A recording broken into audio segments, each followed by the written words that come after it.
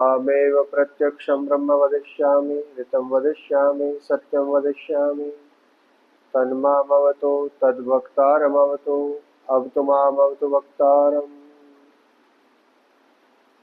तू ही आत्मज्ञान बलदाता, सुयस विज्ञ जन गाते हैं।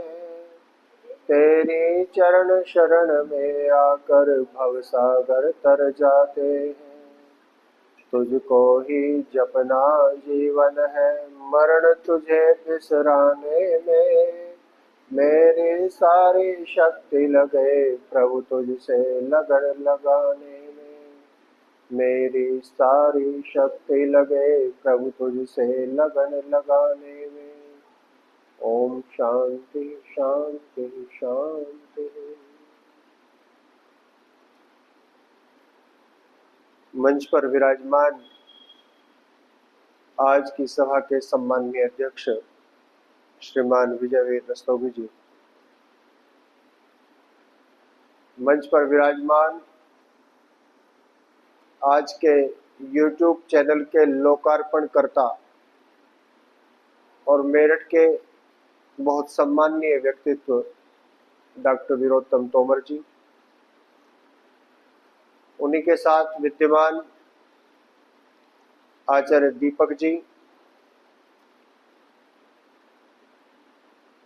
कार्यक्रम में उपस्थित धर्माभिलाषी भद्र पुरुषों, वंदनीय मातृशक्ति, प्यारे बच्चों और हम सबको ये अमूल्य अवसर प्रदान कराने वाले इस आर्य समाज के सभी पदाधिकारीगण और विशेषकर सम्माननीय प्रधान जी श्री सुशील जी, बहुत ही उत्तम अवसर है। रात को लगभग 12 बजे के आसपास मेरी आंख खुली, मेरी गाड़ी मकान के बाहर खड़ी रहती है। ऐसा लगा जैसे बंदर कई बार करते हैं ये उत्पात, ऊपर से नीचे कूदते हैं गाड़ी के ऊपर, उनको बड़ा मजा आता है जब धूम धड़ाके की आवाज सी होती है। तो मैं बड़ा आलस्य में उठा, नींद बहुत जोर से आई हुई थी। बाहर निकल के देखा तो गाड़ी में बंदर कुछ नहीं थे, पटाखे चल रहे थे। तो मेरी धर्मपत्नी भी मेरे साथ साथ पीछे बाहर निकल के आई। उसने कहा क्यों परेशान हो रहे हो? मैंने कहा कोई गाड़ी पे कूद रहा है। उसने कहा गाड़ी पे कोई नहीं कूद रहा, भारत जीत गया। जीत की प्रसन्नता होती है, इतना बड़ा एक मंच मिला हो, वहां पर विजय हो तो खूब खुशी होती है, प्रसन्नता होती है। शुभकामनाएं और बधाइयां भी दी जानी चाहिए। उत्थान और पतन जीवन के दो अंग हैं। विजय और पराजय जीवन के दो अंग हैं। अच्छा और बुरा ये जीवन के दो हिस्से हैं। ऊपर चढ़ना और नीचे गिरना ये जीवन के दो हिस्से हैं। हम में से कोई भी इनमें से किसी भी चीज से बचा हुआ नहीं है। तथापि हम चाहते यही हैं कि हम हमेशा उन्नति करते रहें।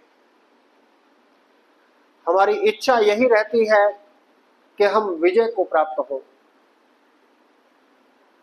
हमारे मन में भाव हमेशा यही रहते हैं कि हम आगे ही आगे बढ़ते रहें, ऊपर को चढ़ते रहें। और इसके लिए वेद के एक मंत्र में यज्ञ के माध्यम से, यज्ञ के सिंबल के प्रतीक के रूप में यज्ञ को लिया, उस यज्ञ के माध्यम से यह रहस्य हमें समझाया है। वेद कहता है बृहन इत्व भूरि शस्तम पृथु स्वरुहु येषाम इंद्रो युवा सखा।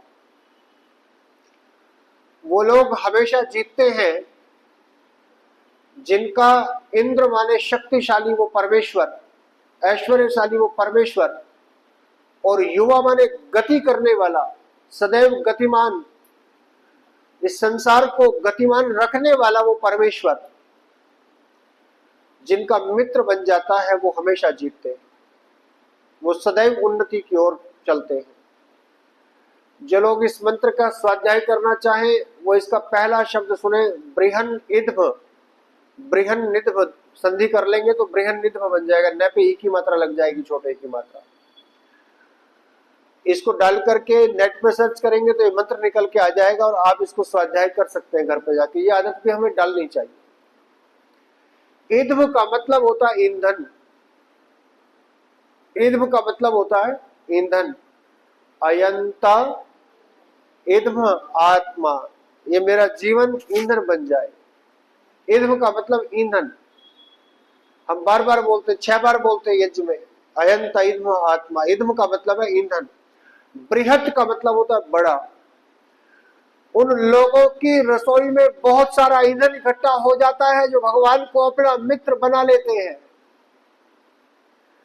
और ईंधन इकट्ठा हो जाता है का मतलब साधन इकट्ठे हो जाते हैं। चाहे वो भौतिक संसाधन हो, भूमि हो, भवन हो, वस्त्र हो, आभूषण हो, कोई भी भौतिक संसाधन जो मनुष्य को जीवन जीने के लिए आवश्यक है, और चाहे वो मानवीय संसाधन हो। मानवीय संसाधन का अभिप्राय मनुष्यों का संगठीकरण, एक दूसरे का सहयोग करने वाले बहुत सारे लोग। किसी भी कार्य को संपन्न करने के लिए केवल धन की आवश्यकता नहीं होती, धन के साथ साथ मनुष्यों की भी आवश्यकता होती है, साधनों के साथ साथ व्यक्तियों की भी आवश्यकता होती है, वो भी इकट्ठे हो जाते हैं। मार्गदर्शक भी मिल जाते हैं, नेता भी मिल जाते हैं, सब कुछ मिल जाता है। बृहन ईध्व, बहुत सारा ईंधन इकट्ठा हो जाता है जिनका परमेश्वर मित्र बन जाता है। भूरि शस्तम, शस्त्र एक प्रकार के वेद पाठ को बोलते हैं। तो मैं इससे अभिप्राय लिया करता हूं वेद। उनको वेद का ज्ञान मिलता है, वेद की शिक्षाएं मिलती हैं, जिनका परमेश्वर मित्र हो जाता है। इस पर थोड़ी देर में चर्चा करेंगे। तीसरा है पृथु स्वरू। स्वरू माने होता है खंबा, पृथु माने मोटा, बड़ा, ऊंचा। पहले तो यज्ञशालाएं ऐसे नहीं बनती थी, यज्ञशालाएं खंभों के ऊपर, जैसी वहां बनाई थी आपने उसके ऊपर। आज वो आए नहीं यज्ञशाला बनाने वाले। अच्छा, उनकी अनुपस्थिति है, आ जाएंगे। वहां इसमें ग्राउंड में, जिमखाना ग्राउंड में जो आपने यज्ञशाला बनाई थी वो खंभों के ऊपर टिकी हुई थी। ऐसे ही पहले यज्ञशालाएं बना करती थी लकड़ी के खंभों के ऊपर, अर्थात उनके खंभे, और जो खंभे गाड़े जाते थे उनके ऊपर फिर झंडे बांध दिए जाते थे। और अभी भी आप कुंभ के मेले में जाएं तो वहां सन्यासियों के अखाड़ों में एक ही वृक्ष की लकड़ी से बना हुआ एक खंभा लगाया जाता है जिसमें ध्वजा टांगते हैं अपनी, और उनमें होड़ होती है कि कौन से अखाड़े का झंडा ऊंचा होगा। तो इसके लिए बड़े महीनों पहले से वृक्षों का चयन किया जाता है। सीधा वृक्ष हो, एक ही बड़ी लंबा मिल जाए जिसके ऊपर खूब ऊंचा झंडा हम गाड़ दें, यानी कि हमारे झंडे खूब ऊंचे गाड़ दिए जाते हैं, यानी हमारे यश की पताकाएं चारों ओर फैल जाती हैं। कब? जब परमपिता परमेश्वर हमारा मित्र बन जाता है।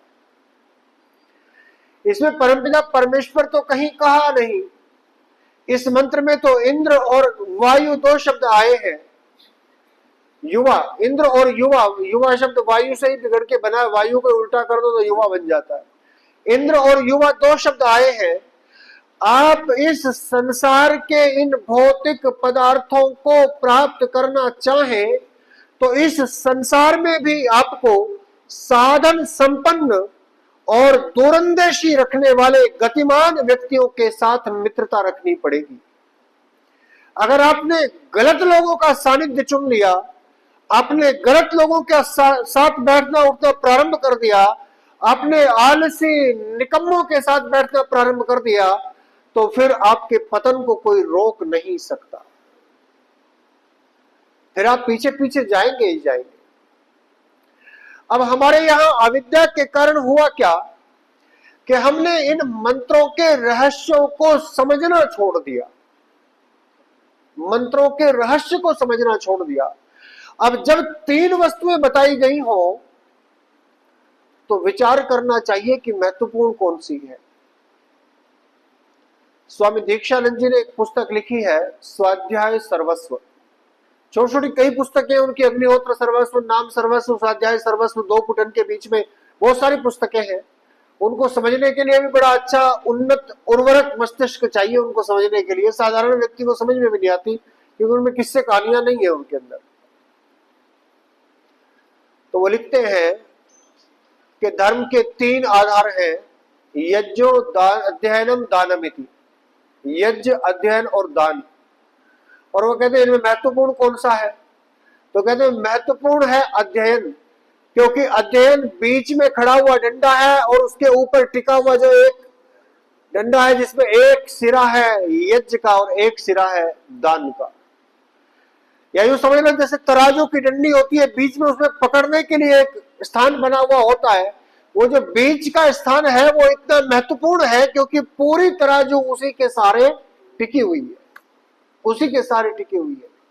ठीक वैसे ही इस मंत्र में भी ये बीच वाला अंग अति महत्वपूर्ण है, अर्थात शस्त्र, अर्थात वेद, अर्थात ज्ञान, कर्म और उपासना।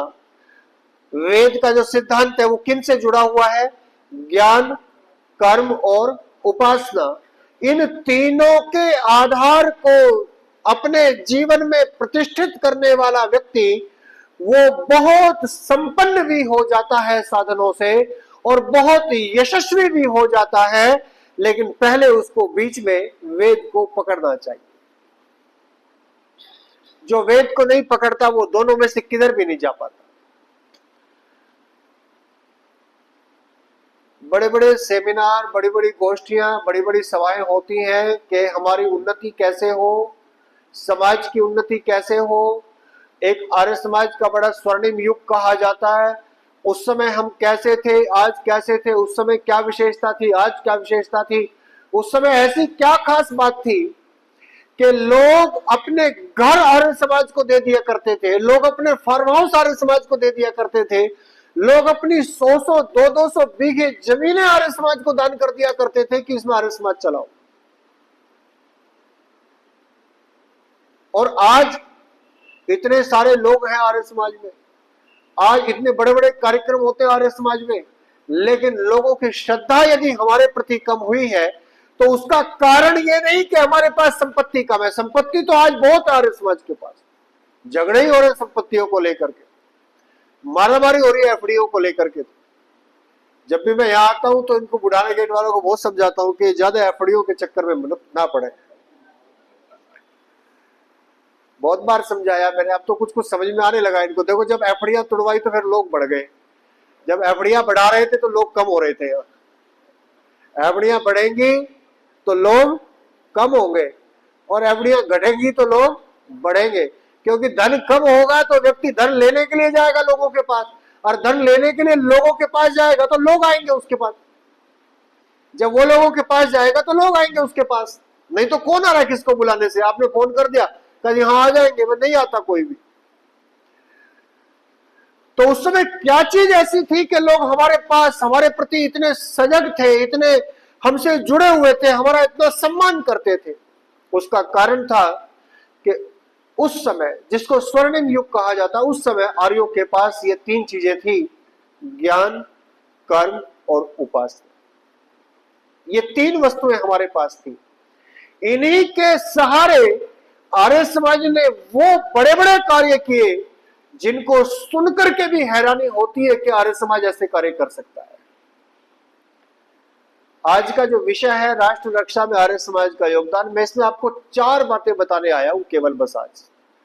ये तो मेरी भूमिका थी, क्योंकि मैं बिना वेद मंत्र के बात नहीं करना चाहता। वेद का प्रचार प्रसार करना हमारा उद्देश्य है और हमें वेद पढ़ना, पढ़ाना, सुनना, सुनाना चाहिए, ये हमारा परम धर्म है। इसलिए आपको होमवर्क भी मिलना चाहिए कि आप घर पे जाके क्या पढ़ेंगे। तो एक मंत्र मैंने दिया है, इस मंत्र को पढ़ें, विचार करें और चिंतन करें कि ये ज्ञान, कर्म और उपासना ये हमारे जीवन में जब आएगी तो हमारे जीवन में सब कुछ अच्छा घटित होगा। और उसका परिणाम क्या होगा? अब सुनिए परिणाम। ऊपर से नीचे को चले चाहे नीचे से ऊपर को चले, दोनों में से एक ही बात है। एक पटियाला राजद्रोह केस हुआ, सुना होगा आपने पटियाला राजद्रोह केस। पटियाला का राजा अभी थोड़ी कम उम्र का था, युवा था। तो ब्रिटिश सरकार ने पटियाला के राजा को सलाह देने के लिए वहां पर एक ब्रिटिश अधिकारी को नियुक्त कर दिया। नाम तो राजा का था लेकिन काम वो ब्रिटिश अधिकारी करता था। और चूंकि प्रारंभ में आर्य समाज के और सिख धर्म के रिश्ते बड़े मधुर थे, बहुत मीठे थे, लेकिन बाद में जो फूट डाला और राज करो वाली नीति थी उसके तहत सिखों को हिंदू धर्म से अलग किया जाने लगा। तो जब सिखों को अलग किया जाने लगा तो एक वाक्य के कारण सिखों को भड़काया गया। वो वाक्य क्या था? सत्यार्थ प्रकाश में एक स्थान पर वाक्य आता है कि गुरु नानक देव जी ने कुछ पद लिखे हैं, उन पदों को नाम दिया है संस्कृति, संस्कृति या संस्कृति ऐसा कुछ नाम दिया है। और वो कहने को तो संस्कृत में है लेकिन वो मिलते जुलते से है, संस्कृत में कुछ मिला जुला सा, मतलब बहुत हल्की सी संस्कृत, ऐसी तैसी संस्कृत है, उसमें कुछ भाषा के शब्द मिले हुए हैं। उनके बारे में किसी ने ऋषि दयानंद जी से प्रश्न पूछा कि नानक जी तो विद्वान थे, ऐसा करके प्रश्न पूछा। तो उसका उत्तर देते हुए ऋषि दयानंद जी ने लिखा कि इन पदों को पढ़ने से पता लगता है कि नानक जी विद्या के क्षेत्र में गंवार थे। अब गुरु नानक के प्रति ऐसे शब्द पढ़ करके सिखों के मन में आग तो लगनी थी। आप देखें, जब तक अंग्रेजों ने अपने ही वेदियों के द्वारा सत्यार्थ प्रकाश पढ़वा करके उसमें से ऐसी ऐसी चीजें निकलवा करके उनके सामने नहीं बताई, उससे पहले कितने सिख थे जो प्रतिदिन हवन किया करते थे। सरदार भगत सिंह के परिवार में प्रतिदिन हवन किया करते थे उनके दादाजी अर्जुन सिंह जी। कितने सिख थे जो यज्ञोपवीत धारण किया करते थे, कितने सिख थे। और आर्य समाज के उत्सवों में गुरुद्वारे के रागी आकर के भजन गाया करते थे, क्योंकि आर्य समाज में उस समय भजनोपदेशक नहीं थे, तो गुरुद्वारे के रागी बुला करके भजन गवाए जाते थे। लेकिन जब यह वाक्य बार बार कहा गया, अब इससे आगे एक वाक्य और लिखा ऋषि दयानंद जी ने, लेकिन उस पर मिट्टी डाल दी गई। उन्होंने लिखा, इनमें गुरु गोविंद सिंह जी बड़े शूरवीर हुए हैं, मुगलों ने उनके पुरखाओं को बड़ा दुख दिया था, उनसे बदला लेने के लिए उन्होंने अद्भुत वीरता का प्रदर्शन किया। इतनी प्रशंसा की गुरु गोविंद सिंह जी, क्योंकि ऋषि दयानंद जी तो राष्ट्रभक्त लोगों की प्रशंसा ही करते थे, हमेशा बड़ी प्रशंसा की। लेकिन इस एक वाक्य पर बड़ा विरोध हो गया, और विरोध होने का परिणाम यह हुआ कि पटियाला के राजा को बहका करके आर्य समाजियों के विरुद्ध राजद्रोह का अभियोग लगा दिया गया, मुकदमा लगा दिया गया। और 1909 में 84 को गिरफ्तार किया था, एक निकल के भाग गया, उनमें से 83 बच गए। 83 आर्य समाजियों को पकड़ करके जेल में डाल दिया गया, और मुकदमा और भी बहुत सारे लोगों पर था, पर इतने तो गिरफ्तार हो गए। जो निकल करके भागा था वो गुरुकुल कांगड़ी में पहुंचा, स्वामी श्रद्धानंद जी के पास, महात्मा मुंशी राम जी के पास। मुंशी राम जी ने उनके बचाव के लिए दोबारा से काला कोट पहना, गुरुकुल के आचार्य के वस्त्र पहनते थे, नीचे तहमद और ऊपर चद्दर ओढ़ते थे। उन वस्त्रों को हटा करके काला कोट पहनना पड़ा उनको, मुकदमे के लिए न्यायालय में आना पड़ा। उन्होंने पुराने अपने सर्टिफिकेट निकलवा करके न्यायालय में प्रस्तुत किए कि मैं वकालत कर सकता हूं। और केवल यही नहीं, जब गर्मियों में दिल्ली दरबार शिमला पहुंचता था तो कई बार शिमला में जाकर के, वायसराय के पास जाकर के, वहां उन्होंने बहुत सारा प्रयत्न ब्रिटिश सरकार के उच्च अधिकारियों के पास, उस समय तक शायद दिल्ली में राजधानी नहीं बनी थी, क्योंकि दिल्ली में तो 1911 में बनी है राजधानी, 11 या 12 में।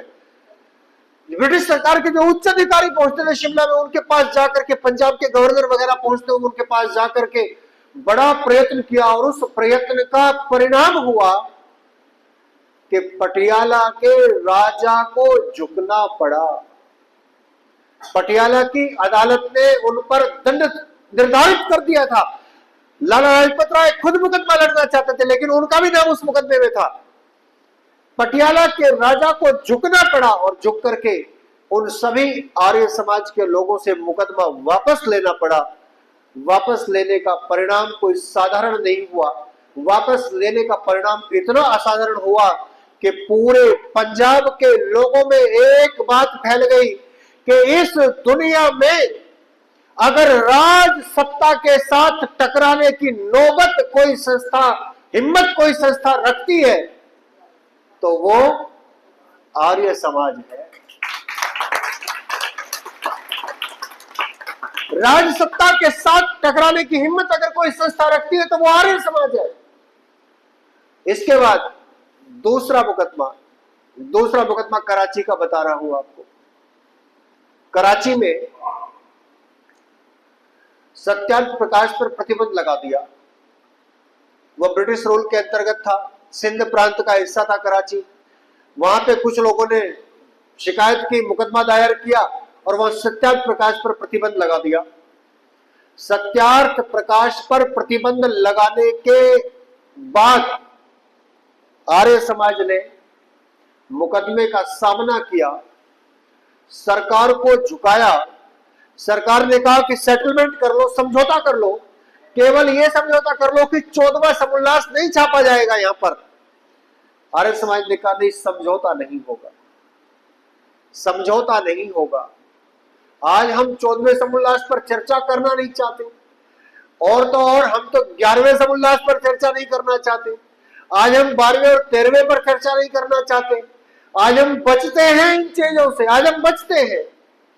और अगर ना बचते होते तो लोगों का हम पर विश्वास होता। बचते इसलिए हैं क्योंकि स्वाध्याय नहीं करते, और स्वाध्याय नहीं करते तो हमारे अंदर विश्वास नहीं है कि अगर अगले ने 2-4 प्रश्न मुझसे पूछ लिए तो क्या मैं उत्तर दे पाऊंगा या नहीं दे पाऊंगा।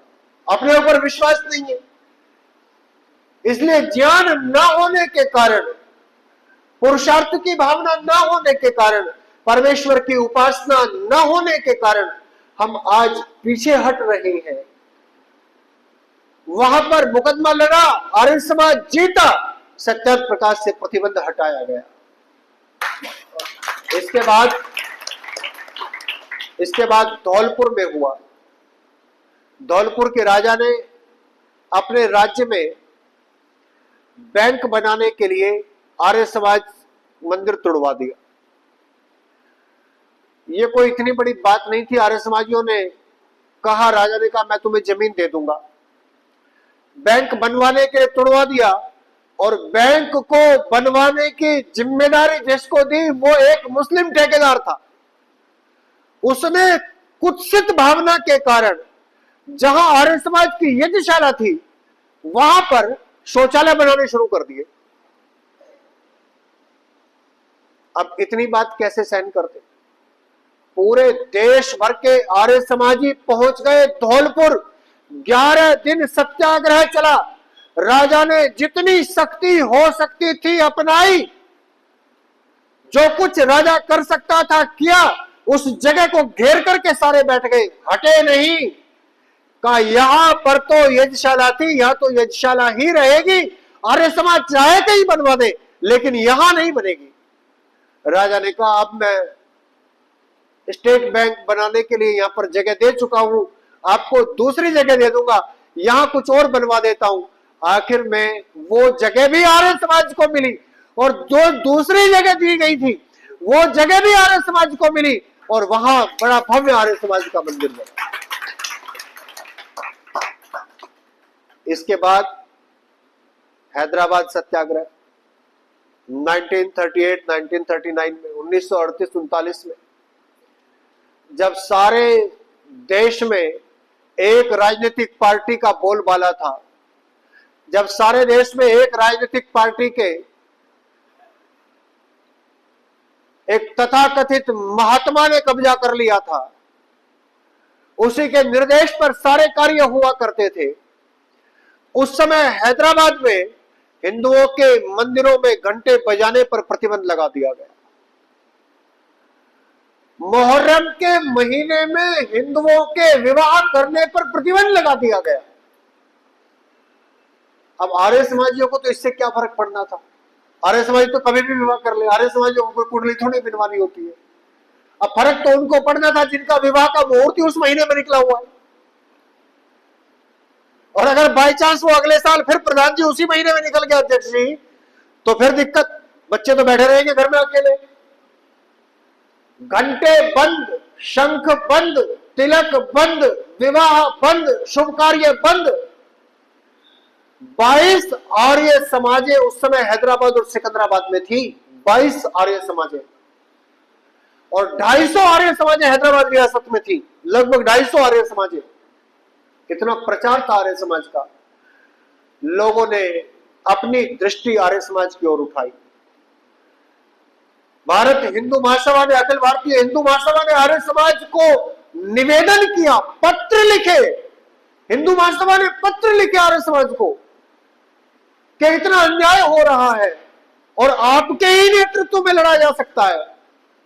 और वो आंदोलन हुआ, वो सत्याग्रह हुआ, हजारों हजार लोग पूरे देश से निजाम की जेलें भर डाली, स्कूलों में अस्थायी जेलें बनाई गई, स्कूल भर डाले, निजाम की पूरी अर्थव्यवस्था खराब कर दी। जो दुनिया का सबसे धनी व्यक्ति था निजाम उस समय, दुनिया का सबसे धनी व्यक्ति, जो द्वितीय विश्व युद्ध में अंग्रेजों को फाइटर प्लेन गिफ्ट किया करता था, उसने गिफ्ट किए थे फाइटर प्लेन अपनी तरफ से, अपनी सेना भेजी थी लड़ने के लिए। ऐसा धनी व्यक्ति, निजाम, उसकी अर्थव्यवस्था चरमरा गई। ज्वार की रोटी आधी राख मिलाकर के लोगों को खिलाने लगा। 30 से ज्यादा सत्याग्रहियों का बलिदान हुआ, हजारों लोग बीमार पड़े और हजारों लोग वर्षों तक बीमार रहे। उसके बाद उनका स्वास्थ्य कभी ठीक नहीं हो पाया। स्वामी ओमानंद जी की आप जीवनी पढ़ करके देखना, कई वर्षों तक आचार्य भगवान देव जैसा गुरुकुल का बाल ब्रह्मचारी नैष्ठिक व्यक्ति, जो प्रतिदिन व्यायाम करता, दंड बैठक लगाता, पहलवान व्यक्ति था, वो कई वर्षों तक गुरुकुल में खाट से नहीं उठ पाया। इतना राख खा खा करके पेट की आंतों में राख जमा हो गई। उस समय आर्य समाज ने सत्याग्रह किया और सत्याग्रह करने के समय एक बड़ा काला पहलू आपको बता दूं कि उस समय के, जिसमें राजनीतिक पार्टी का मैं आपको बता रहा हूं तथाकथित महात्मा, उसने वहां की हैदराबाद स्टेट कांग्रेस के प्रतिनिधियों को एक पत्र लिखा और पत्र लिखते हुए ये लिखा, सुनिएगा, पत्र लिखते हुए ये लिखा कि हैदराबाद के कांग्रेस के लोगों को इस सत्याग्रह में भाग नहीं लेना चाहिए क्योंकि ये तो समुदायों के बीच दूरी बढ़ाने वाला कार्य है। क्योंकि उनको तो चाहिए था एक पक्ष की सहानुभूति, उनको तो चाहिए थे एक पक्ष के वोट, उनको तो चाहिए थे एक पक्ष का समर्थन, वही चाहिए था। और आपकी जानकारी के लिए बता दो, उस पक्ष में आर्य समाज के आंदोलन में भाग लेने वाले बहुत सारे लोग थे, लेकिन एक व्यक्ति और थे जिनका नाम आपने बहुत बार सुना होगा, जिन्होंने आर्य समाज के लिए मुकदमे भी लड़े, जो आर्य समाज के नाम से छुप छुप के सत्याग्रह किया करते थे, आर्य समाज के आंदोलनों में भाग लिया करते थे, जिनका नाम सत्याग्रह कमेटी में था। उनका नाम था पीवी नरसिम्हा राव। वो वकील थे हैदराबाद के, उनका नाम था पीवी नरसिम्हा राव, जो बाद में इस भारतवर्ष देश के प्रधानमंत्री बने और जिनके कारण से आज कोई भी श्रेय लेता हो, लेकिन जिनके कारण से अयोध्या में सफाई अभियान पूरा हुआ था। उनको खबर थी पूरी, ऐसा नहीं उनको खबर नहीं थी, वो चाहते तो रोक भी सकते थे, और उनके कारण से वो अभियान पूरा हुआ। आर्य समाज ने कहा बीज बोए हुए हैं, वो कैसे पुष्पित पल्लवित हुए ये मैं आपको बता नहीं सकता। इस आंदोलन की, हैदराबाद के आंदोलन की एक सबसे बड़ी बात बताता हूं मैं आपको। दुनिया में जितने भी आंदोलन हुए, शायद ही किसी आंदोलन में ऐसा इतिहास मिलता हो, आर्य समाज ने इस आंदोलन में 16 लाख रुपए खर्च किए। 16 लाख, ये बात मैं 1939 की बता रहा हूं साहब आपको, 1939 की 16 लाख रुपए खर्च किए आर्य समाज ने। अब 16 लाख रुपए थे आर्य समाज के पास तभी तो खर्च किए। अब मेरे मंत्र के उस पहले भाग पर जाओ, बृहन्नित्व, बहुत ईंधन इकट्ठा होता है। अगर आपके पास में ज्ञान कर्म उपासना हो तो ईंधन की कमी कभी नहीं होती। 16 लाख रुपए इकट्ठा किए, आंदोलन खत्म हो गया, निजाम के साथ समझौता हो गया। समझौते में एक शर्त आर्य समाज के लोगों ने रखी कि इस आंदोलन का पूरा खर्चा निजाम देगा, इस आंदोलन का पूरा खर्चा निजाम देगा। और निजाम को घुटनों पर आकर के झुकना पड़ा, निजाम को 15 लाख रुपए आर्य समाज को देने पड़े। सुना है कहीं दुनिया के इतिहास में ऐसा उदाहरण आपने कि जिसके खिलाफ हम आंदोलन कर रहे हैं वही हमें खर्चा दे रहा है उसका? 15 लाख रुपए निजाम ने समझौते की शर्त के अनुसार दिया आर्य समाज को। 1939 की बात बता रहा हूं। उसके बाद 1940 में एक कांड और हो गया। आर्य समाज के एक रेलवे विभाग के कर्मचारी थे जनार्दन जी, उनके मित्र थे जो डाक विभाग में थे अधिकारी।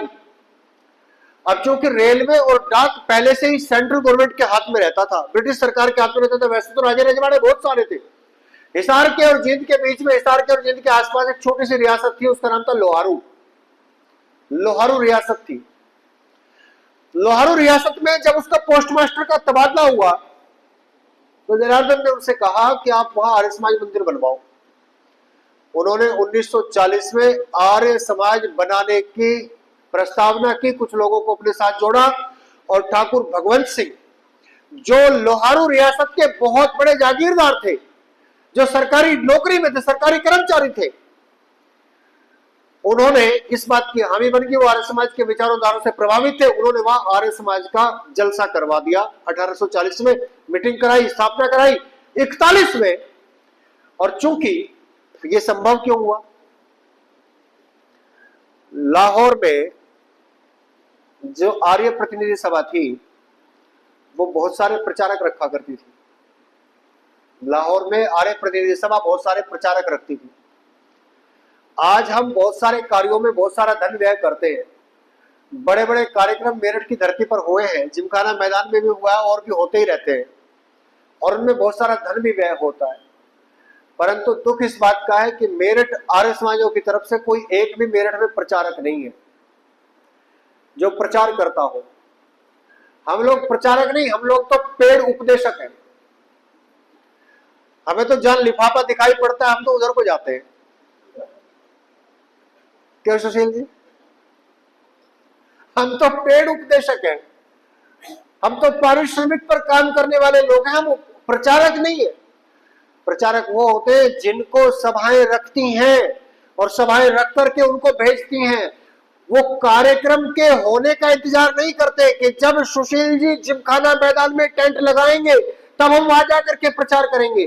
प्रचारक तो वो होता है जिसको बोल दिया कि आज तुझे इस गांव में जाना है, वो उस गांव में जाएगा, उस गांव के लोगों से मिलेगा, वहां कहीं ठहरने का अपने आप इंतजाम करेगा और वहां घोषणा करवाएगा, मुनादी करवाएगा कि आज शाम को इतने बजे इस स्थान पर भजन सुनाए जाएंगे, प्रचार का कार्यक्रम किया जाएगा, धर्म का ज्ञान दिया जाएगा, अच्छी बातें बताई जाएंगी, लोगों को इकट्ठा करेगा। जब 10 लोग आएंगे अगले दिन उन लोगों की सहायता लेकर के गांव में घूमेगा, उन लोगों को शाम के कार्यक्रम के लिए बुलाएगा, अच्छी बातें बताएगा और 1 सप्ताह 10 दिन 15 दिन जितने दिन के लिए सभा उसको कहेगी उस गांव में प्रचार करता ही रहेगा। जब तक गांव के लोगों को आर्य समाज के सिद्धांतों का पता नहीं चल जाएगा, जब तक गांव के लोगों को यह विश्वास नहीं हो जाएगा कि इस जीवन में अगर सत्य की ओर चलना है, जीवन में अगर उन्नति की ओर चलना है, जीवन में अगर धर्म अर्थ काम मोक्ष पुरुषार्थ को प्राप्त करने की ओर चलना है और जीवन में अगर अच्छाई की ओर चलना है, अपनी आगे आने वाली पीढ़ियों को अच्छा बनाना है, तो केवल एकमात्र विकल्प है और वो विकल्प है आर्य समाज।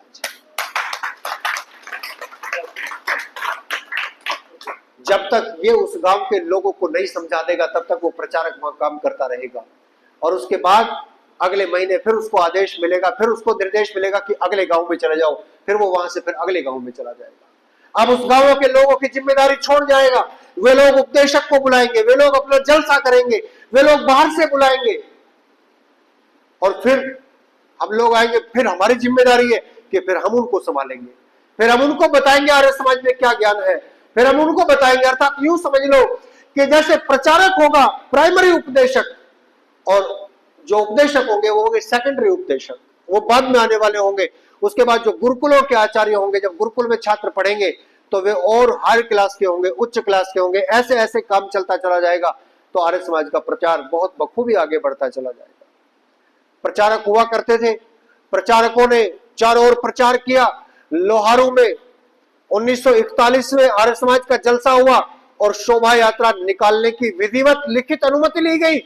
उन नवाब के लोगों को यह विश्वास ही नहीं था कि आर्य समाजी हमारे यहाँ शोभा यात्रा निकाल सकते हैं। उन्होंने 10-5 आदमी हैं शोभा यात्रा की अनुमति दे दी।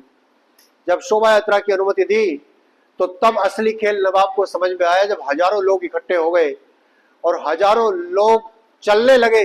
नवाब ने अपनी फोर्स लगाई, पुलिस लगाई, गुंडे बुला लिए गए और गुंडों ने उस शोभा यात्रा पर आक्रमण कर दिया।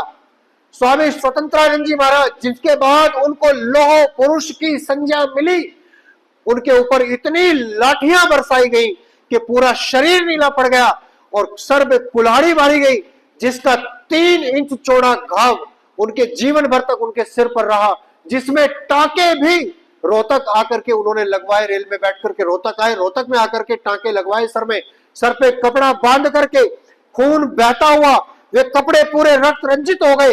अगर आपको देखना हो कि कितना खून बहा स्वामी स्वतंत्रानंद जी का, तो आपको जाकर के गुरुकुल झज्जर के संग्रहालय में देखना पड़ेगा कि कितना खून बहे हुए, कितने खून से सने हुए वो कपड़े रखे हुए हैं, अलग ही दिखाई पड़ते हैं गिरवे वस्त्र। आइए श्री अरविंद जी का स्वागत करता हूं।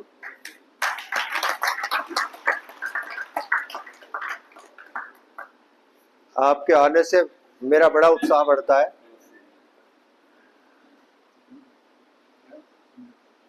चेयर दो जी, या यहीं बैठेंगे ऊपर, यहाँ बैठेंगे, बहुत बढ़िया।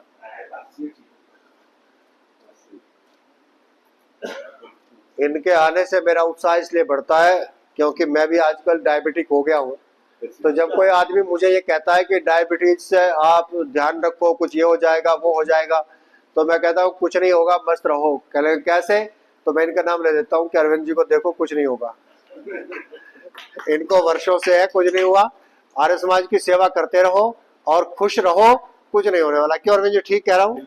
बिल्कुल ठीक कह रहा हूँ। बस इसी बात में इनका स्वागत करने के लिए एक बार तालियां हो जाएगी।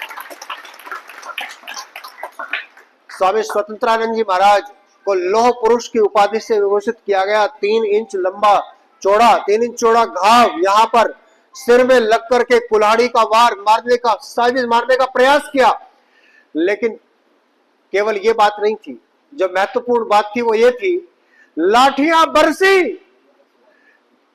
डंडे पड़े, कुल्हाड़ियां चलाई गई, लोग घायल हुए, खून की नदियां बह गई, लेकिन आर्य समाज के लोगों ने जहां से शोभा यात्रा निकाल करके जहां तक ले जाने का निश्चय किया था, आर्य समाज ने अपनी शोभा यात्रा वहां तक पूरी करके दिखाई।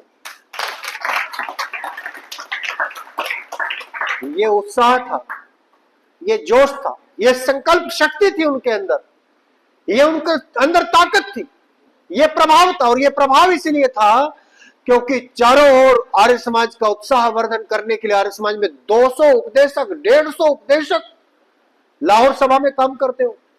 और उसके बाद अब आगे की घटना सुनिए। ये बात तो 1941 की है। 41 के बाद 42, 43, 44, 45, 46 और 47, 6 साल आर्य समाज को नवाब ने शोभा यात्रा निकालने की अनुमति नहीं दी। आर्य समाज जलसा करता रहा, सांकेतिक रूप से 2-4 लोग झंडा लेकर के घूमते रहे उस शोभा यात्रा के रूट पर। 47 में देश आजाद हो गया। 48 में आर्य समाज ने जो शोभा यात्रा निकाली, लोग कहते हैं कि उस शोभा यात्रा की कोई मिसाल नहीं मिलती। लाखों लोग उस शोभा यात्रा में सम्मिलित हुए। और मजे की बात कि उस शोभा यात्रा के बाद लोहारू के नवाब ने, जो नवाब तो अब रहा नहीं था, लोहारू के नवाब ने उस सम्मेलन के अध्यक्ष स्वामी स्वतंत्रानंद जी महाराज को अपने महल में बुलाया, क्षमा याचना की और 51 रुपए दक्षिणा में प्रदान किए। महाराज, मैं अपनी गलती के लिए माफी मांगता हूं, गलती के लिए माफी मांगी। आर्य समाज में वो शक्ति थी कि आर्य समाज साधारण व्यक्तियों की बात करते हैं। आप कहते हैं हम साधारण लोगों को अपनी बात नहीं समझा पाते। आर्य समाज ने बड़ी बड़ी सत्ताओं को अपनी बात समझा दी। आर्य समाज ने बड़े बड़े नवाबों को अपनी बात समझा दी। आर्य समाज ने बड़ी बड़ी रियासतों को अपनी बात समझा दी। और आर्य समाज ने ब्रिटिश हुकूमत को अपनी बात समझा दी। आर्य समाज ने ब्रिटिश हुकूमत को यह बात समझा दी। इसी के कारण से तो लिखना पड़ा कि आजादी के आंदोलन में भाग लेने वाले अधिकांश व्यक्ति आर्य समाजी थे। यह आर्य समाज का योगदान था कि आज हम स्वतंत्र हवा में सांस ले रहे हैं। और इसका कारण यह नहीं था कि आर्य समाज के पास जमीनें बहुत थी। इसका कारण यह नहीं था कि आर्य समाज के पास मंदिर बहुत बड़े बड़े थे। इसका कारण यह नहीं था कि आर्य समाज के पास में पहनने वाले लोगों के कपड़े बहुत अच्छे अच्छे थे। इसका कारण यह नहीं था कि आर्य समाज में कुर्सियां, गद्दे, तखत और माइक बहुत अच्छे थे। इसका कारण यह था कि आर्य समाज के लोग बहुत अच्छे थे। आर्य समाज के लोग बहुत अच्छे थे। और वो अच्छे इसलिए थे क्योंकि वे वेद के मार्ग पर चलते थे, वेद को पढ़ते पढ़ाते थे और उनके शिक्षाओं के सूक्ष्म भागों को समझते थे, वेद के सूक्ष्म भावों को समझते थे, सूक्ष्म भावों को समझ करके अपने जीवन का हिस्सा बनाते थे। उन्होंने संगतिकरण को जान लिया था, उन्होंने साथ रहने की अच्छाई को पहचान लिया था। कैसे साथ रहने से व्यक्ति आगे बढ़ सकता है, कैसे दो दो चार हो सकते हैं, ये उन्होंने जान लिया था। मैं एक आर्य समाज में जाता हूं, देखो संगतिकरण का एक उदाहरण देता हूं। पिछले 20-22 साल से जा रहा हूं उस आर्य समाज में, ना वो मुझे छोड़ते ना मैं उनको छोड़ना चाहता। सुशील जी अक्सर फोन करते हैं, अपनी थोड़ी सी बड़ाई कर लूं। सुशील जी अक्सर फोन करते हैं कि आप हमें समय नहीं देते। मैं इसलिए समय नहीं देता क्योंकि मैं जिसको एक बार वचन दे देता हूं फिर उससे वापस नहीं मुड़ता। मैंने कुछ आर्य समाजों में यह कहा हुआ है कि जब तक मैं रहूंगा, जब तक आप मुझे मना नहीं कर दोगे तब तक मैं मना नहीं करूंगा। या तो मेरा कोई कार्यक्रम हो कहीं बाहर लगा हुआ, बड़ा कार्यक्रम हो 3 दिन का 4 दिन का, वो तो एक अपवाद हो गया, नहीं तो मैं आपके यहां मना नहीं करूंगा। उन्हीं में से एक आर्य समाज है जिसका मैं उदाहरण दे रहा हूं। उस एक आर्य समाज में जब मैं गया वहां प्रधान जी, छोटी सी आर्य समाज थी, एक स्कूल चलता था। उतार चढ़ाव आते हैं, संस्थाओं के जीवन में भी आते हैं। वो संस्थाओं के पतन का दिन था, उस आर्य समाज के पतन का समय था। एक पति पत्नी, केवल एक पति पत्नी लगे हुए थे इस बात के लिए कि आर्य समाज को कैसे आगे बढ़ाएं। और ऐसे ही बैठते थे, ऐसे ही सत्संग होते थे जैसे रविवार के सत्संग होते हैं। मैं उस समय दिल्ली में ही रहा करता था। उन्होंने एक बार मुझे बुला लिया अपने उत्सव में, मैं भी वहां पर गया। मैंने उनको कहा कि आपके यहां पर गाने वाले लोग बड़े अच्छे हैं, गीत बड़े अच्छे अच्छे गाते हैं, जो चीज आपके पास है उसको आगे बढ़ाओ,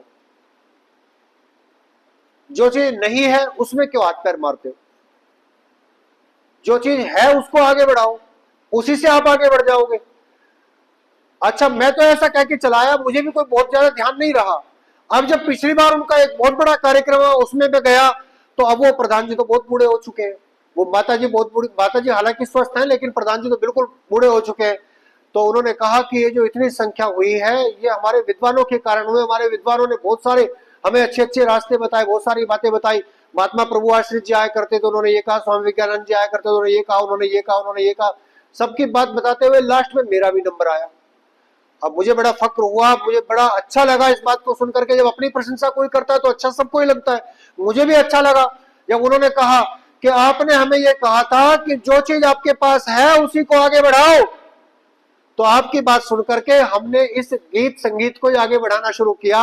हम 5-6 महिलाएं बैठ जाती, ढोलक और चम्मच बजती ढोलक के ऊपर, और फिर वो जो बजाने वाले झुनझुन झुनझुन झुनझुन वाले, और फिर हमने कोई एक पंडित जी वहां थे उस आर्य समाज में, उनको हारमोनियम के लिए बुला लिया।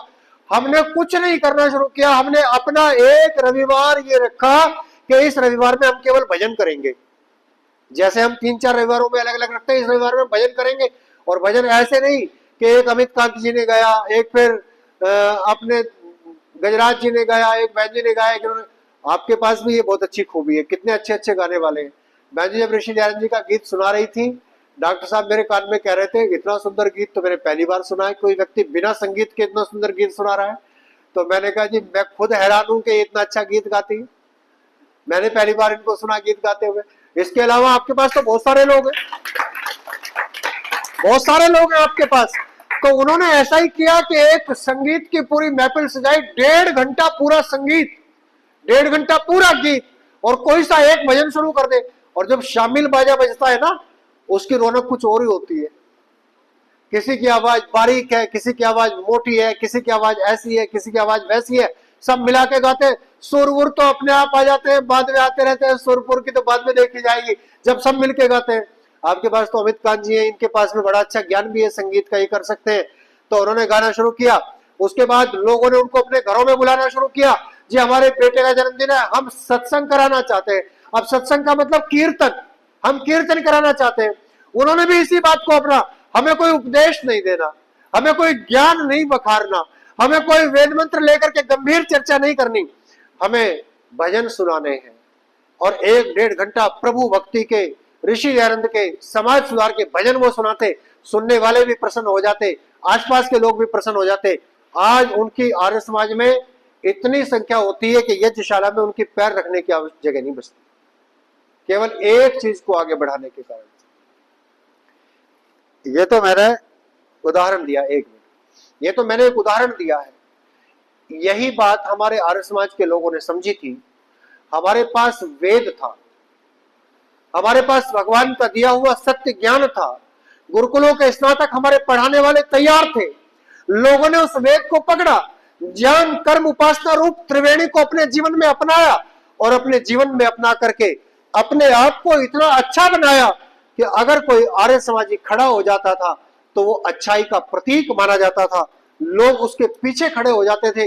हैदराबाद सत्याग्रह में भाग लेने वाले सारे लोग, जितने लोग थे, वे सारे आर्य समाजी नहीं थे, वे सारे लोग आर्य समाजी नहीं थे, लेकिन उनको आर्य समाज पर विश्वास था कि आर्य समाज अगर किसी लड़ाई को हाथ में ले रहा है तो वो गलत नहीं हो सकती, वो सच्ची हो सकती है, वो अच्छी हो सकती है, उसके साथ खड़ा रहने में हमारी भलाई है।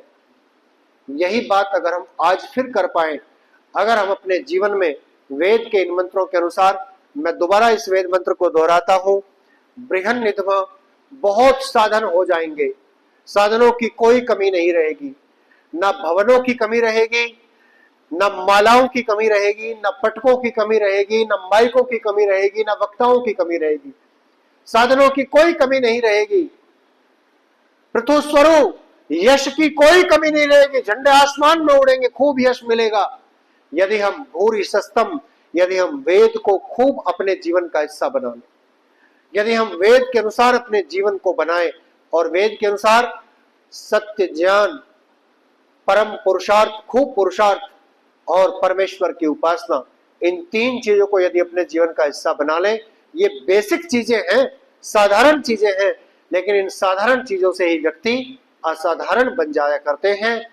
मैं इन्हीं शब्दों के साथ ज्यादा लंबा विषय न रखता हुआ, समय बहुत हो गया, 10:30 बजे तक का समय मैंने रखा था अपना, क्योंकि मुझे एक स्थान पर और भी आगे जाना है, मैं क्षमा चाहूंगा। मैं कह भी रहा था सुशील जी से कि मेरा थोड़ा जल्दी करा दो, उन्होंने कहा आपको तब तक नहीं कराएंगे जब तक हमारे कोई विशेष व्यक्ति नहीं आ जाते। अब मैंने जब विशेष व्यक्ति किसको बोले तो डॉक्टर साहब के आते ही करा दिया मेरा। अब इनको कह रहे थे कि ये जब तक नहीं आ जाते तब तक नहीं कराएंगे। तो बहुत अच्छा लगा, डॉक्टर साहब भी आए और श्री अरविंद जी से बहुत दिनों बाद मुलाकात हो गई, आप सबके साथ भी बहुत दिनों बाद में मिलना हो गया, और आर्य समाज ने कैसे राष्ट्र रक्षा में अपना योगदान दिया, कैसे बड़े बड़े आंदोलनों का नेतृत्व किया है, इसके बारे में एक वेद मंत्र को लेकर के मैंने जो थोड़े से विचार मेरे मन में थे वो आपके बीच रखे हैं। इन्हीं शब्दों के साथ अपनी वाणी को विराम देता हूँ। ओम शांति शांति।